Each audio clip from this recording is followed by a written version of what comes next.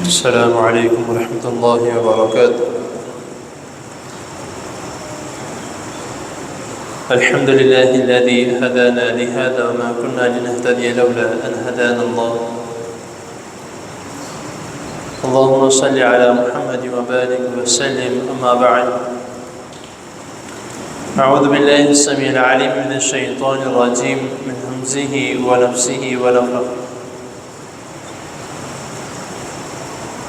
یا ایہا الذین آمنوا لا تأکلوا الربا۔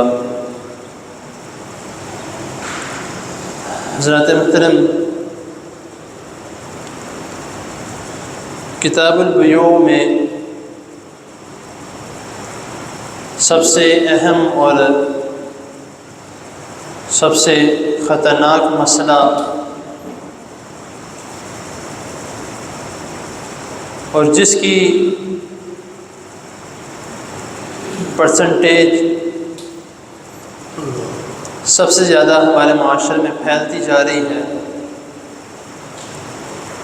اور یہ وہ گناہ ہے، وہ عمل ہے جو غلط ہونے کے باوجود بھی عروج پر ہے،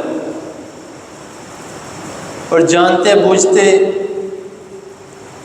یہ گناہ کا کام ہر کوئی کر رہا۔ اور اس باب میں، اس کتاب میں اس باب کو نقل کرنے کی وجہ ہی یہی ہے کیونکہ خرید و فروخت کے مسائل میں یہ بہت ہی اہم مسئلہ ہے جو کہ ربا کا ہے، جس کو ہماری زبان میں سود کہتے ہیں، عربی زبان میں اس کو ربا کہا جاتا ہے۔ ربا سے مراد یہ ہے کہ کسی چیز میں زیادتی ہونا، بڑھوتری ہونا، اور عام طور پر یہ زیادتی ہم جنس، یعنی کہ کوئی بھی چیز ہے، گندم ہے، چاول ہے، نقد رقم ہے، کیش کی صورت میں ہے، یا کوئی بھی صورت ہے، اسی جنس میں جب اس میں تبادلہ کیا جائے تو اس رقم کو یا اس جنس کو زیادہ کر کے مانگنا۔ مثال کے طور پہ ایک شخص نے کسی دوسرے سے رقم قرض کے طور پہ لی ہے، تو وہ کہتا ہے کہ تم نے جو مجھ سے رقم لی ہے، اگر تم نے اس وقت تک مجھے ادا نہ کی، واپس نہ لوٹائی، تو اس کے اوپر تمہیں اتنی رقم زیادہ دینی پڑے گی۔ یا اگر کسی اور صورت میں لے لیں، گندم کی صورت ہے یا چاول کی صورت ہے، ایک کسان جو ہے وہ کھیتی باڑی کرنے والا، وہ کہتا ہے کہ میری ابھی فصل پکی نہیں ہے، تو تم تھوڑی سی مجھے دے دو، جب میری پک جائے گی میں تمہیں واپس کر دوں گا۔ اور جو دینے والا ہے اب وہ کہتا ہے کہ تم لے تو لو، لیکن جب تم واپس دو گے تو تمہیں اتنی زیادہ دینی پڑے گی۔ مثال کے طور پہ 20 کلو اس نے لی، تو وہ کہتا ہے جب تم نے مجھے واپس دینی تو تمہیں 25 کلو واپس دینی پڑے گی۔ جو یہ اوپر والی جو چیز ہے یہ سود کہلاتی ہے۔ اور نص قرآنی میں، یعنی کہ قرآن مجید میں اللہ تعالیٰ نے مختلف مقامات پر اس کی بہت ہی خطرناک وعید سنائی ہے، جو میں نے ابھی آپ کے سامنے فرمایا کہ یا ایھا الذین آمنوا لا تأکلوا الربا۔ اللہ تعالیٰ نے باقاعدہ حکم دیا ہے کہ اے ایمان والو سود نہ کھاؤ۔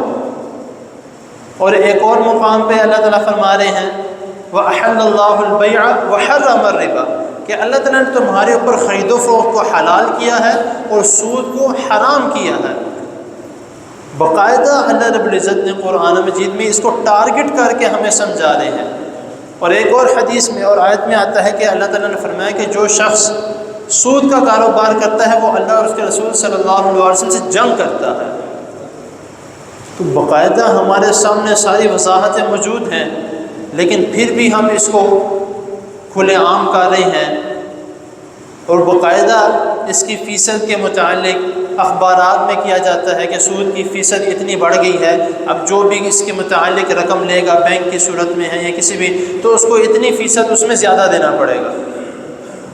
یہ ایسا گناہ کا کام ہے جو ہم اعلانیہ طور پہ کر رہے ہیں، اور جتنے زیادہ گناہ اس طرح کے معاملات جو اعلانیہ طور پہ کیے جاتے ہیں اتنی بڑی اس کی سزا بھی ملتی ہے۔ اور یہ بے برکتی، یہ مسائل، یہ پریشانیاں، ٹینشنیں کیوں ہیں؟ اسی وجہ سے ہمارے ملک میں یا کسی بھی ملک میں، کیونکہ یہ نظام، سود کا نظام، یہ ساری دنیا میں پھیل چکا ہے اور پھیلتا جا رہا ہے، اور اسی وجہ سے بے برکتی بھی ہے، اور اسی وجہ سے کیونکہ اللہ تعالیٰ نے فرمایا یمحق اللہ الربا ویربی الصدقات، کہ اللہ تعالیٰ جو ربا ہے، سود ہے، اللہ تعالیٰ اس کو ختم کر دیتا ہے، بالکل خلاص کر دیتا ہے، اور اللہ تعالیٰ ویربی الصدقات، اللہ تعالیٰ صدقات کو بڑھا دیتے ہیں۔ تو جب ہم سود کا کاروبار کرتے ہیں، جب ہم سود کے سارے جو ہیں وہ اپنے معاملات سود کے ساتھ چلا رہے ہیں، تو اس میں قطعاً طور پر جو ہے وہ برکت نہیں ہو سکتی۔ وہ بندہ تہجد پڑھتا رہے، نمازیں ادا کرتا رہے، حج عمرے کرتا رہے، اس میں برکت ہو ہی نہیں سکتی جب ہمارا طریقہ کار ہی غلط ہے، ہمارا کمانے کا ذریعہ ہی غلط ہے، ہمارے کمانے کا ذریعہ ہی حرام کا ہے۔ تو جتنی مرضی عبادات کرتے رہیں، اب عبادات ہم نے کس طرح کرنی ہے؟ منہ سے کرنی ہے، جسم سے کرنی ہے۔ اب اس جسم میں ہی حرام کا لقمہ جا رہا ہے تو وہ عبادات ہماری کہاں سے قبول ہوں گی؟ ہم پل ہی حرام کے لقمے سے رہے ہیں تو ہماری عبادات کس طرح قبول ہوں گی؟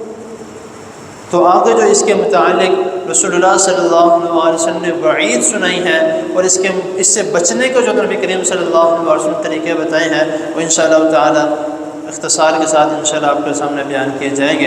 اللہ تعالیٰ کی حضور دعا ہے اللہ تعالیٰ ہمیں جو سنا اس کو سمجھنے کی اور اس پر عمل کرنے کی توفیق عطا فرمائے، اور ہر قسم کے اس طرح کے کاروبار سے اللہ تعالیٰ ہمیں بچا کے رکھے جو حرام سے ہوں، اور اللہ تعالیٰ ایسے ہمارے نصیب میں کاروبار لکھتے جس کا شروع ہی حلال سے ہو۔ جزاک اللہ۔